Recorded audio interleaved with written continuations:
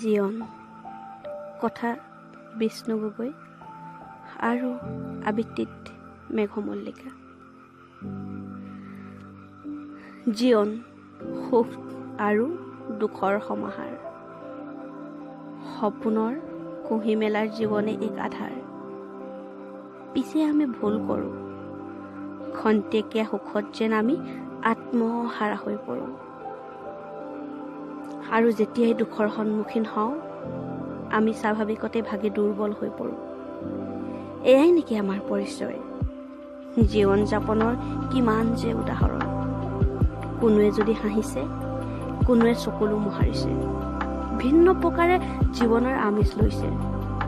কোনোৱে যদি খেতি কৰি খাইছে, কোনোৱে আকৌ ঘৰৰ ভিতৰতে জুহালৰ কাষত আবদ্ধ হৈ জীৱনকেইটাৰে বুজ লৈছে। কোনোৱে বিদ্যা অৰ্জনত মগ্ন হৈছে, কোনোৱে আকৌ ভুল শুধৰাবলৈ বাট বিচাৰিছে, তথাপিও যে ধাবাথুৰিহে খাইছে। কোনোৱে যদি টকা পইচাৰ লগত মাথা মাৰিছে, কোনোৱে আকৌ জীৱনৰ আমেজ ল'বলৈ গৈ নিজকেই যেন পাহৰি পেলাইছে। মাথো গুৰুত্বৰ হৈ ৰ'ল সময়, পিছে ইও যে প্ৰতীক্ষাহীন। সময় হেৰুৱাৰ যি চেতনা, সেয়া যেন হৈ পৰে মাথো এক স্তব্ধ বেদনা।